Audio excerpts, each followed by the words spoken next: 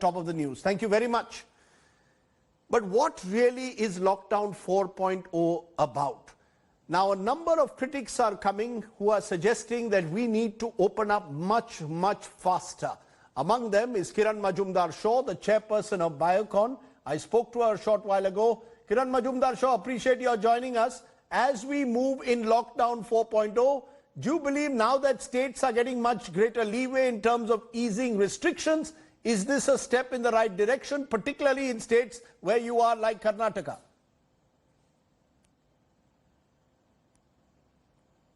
Ms. Shaw. So Rajdeep, the way I look at it is, look, we've had 3 lockdowns up to now.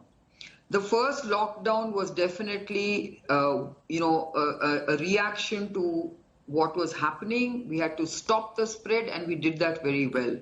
The second lockdown gave us more time for better preparedness, and that was important. The third lockdown was actually giving us now an opportunity to start easing up. And we should have spent that time easing up, because in the fourth lockdown, you have to ease up a lot more. Because you cannot keep an economy locked down for so long. You have to learn to manage the virus, manage the pandemic, and then start easing the lockdown so that you can get back economic activity.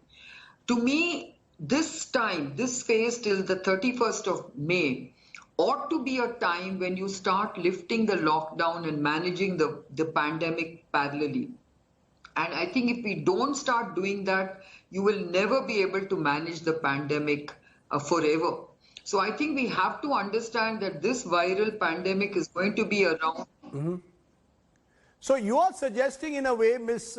Shaw, that you need much greater relaxations even than what the states were telling me just now, particularly in terms of public transport. For example, you need to ensure now greater rail air travel. Am I correct? Well, I think you can do that, and I think you have to do it in a calibrated way where you start allowing transport, you start seeing the impact of doing that. And I think we have to start testing much more and at a much larger scale if we want to really rapidly open up the economy.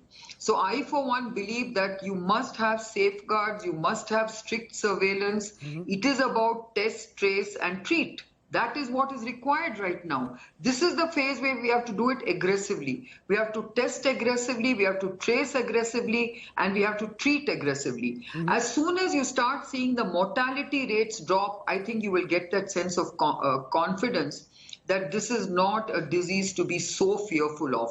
Right now, we are very fearful the world over because there's no reliable treatment to really pull you out of, the jaws of death. I mean, that's the real scare people have. You know, you're saying that you've got to use this lockdown period to increase the number of testing, Ms. Shaw, but the fact is we are testing now more than 1 lakh a day. Are you saying that that's got to increase further? Because what we are seeing, some states like Maharashtra, like Delhi are testing aggressively, others are not. Is that the big worry when you say use this period of lockdown 4.0 to test much more aggressively?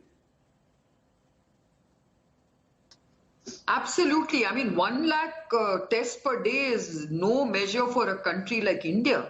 You need to do mass, community testing. And I think this is the time now for serological tests to be used in screening communities. You have to start doing pool testing. We're not doing all of this aggressively. We're talking about it, but we still haven't started serological testing at a mass scale. We haven't started pool testing. These are things which ought to happen now very fast. But you know, while you and others are now calling for the relaxation of the lockdown, there are those who will look at the numbers that are rising to more than 5,000 a day and will say, look, the moment you open up, these numbers will rise further. Do we have the capacity to meet these rising numbers? And the fact is, you run the risk of opening up too easily and too early. So Rajdeep, this is a bit of a chicken and egg situation, okay? For instance, when you say that if you test more, the numbers are likely to rise, of course they will rise. But the fact of the matter is that if you don't test, you're basically burying your head in the sand. Because what I'm trying to say is, look, you have containment zones. I mean, I'm sure if you test more people in Dharavi, you're going to get thousands of people who are going to test positive. But does that mean that they're not there? No, I think you need to understand that in the containment zones, you have to test and understand what is the burden of disease. But when they recover, you're going to get huge herd immunity. On the other hand, outside these red zones, do you know whether people are safe? Do you know whether there are no cases? And that's what you need to track. You need to test and track how many new cases there are in in the orange and green zones. So you have to start testing, and you also have to test within the red zones.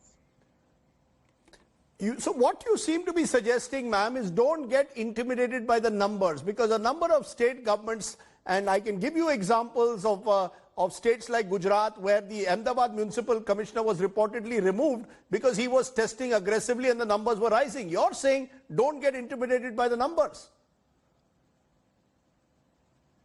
No, don't get intimidated by the numbers. I would be very worried about the mortality.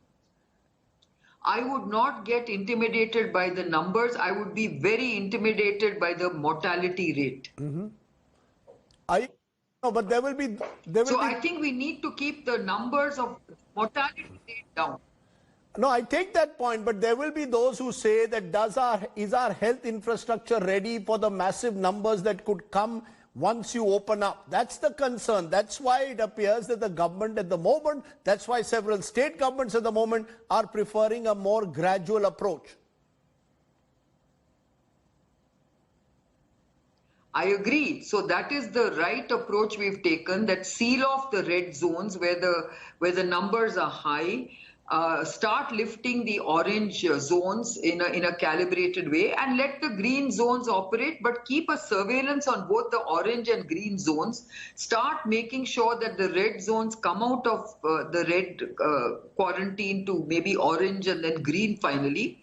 But I'm saying there is a way to manage this, Rajdeep. Kerala has done it extremely well. Karnataka has done it reasonably well.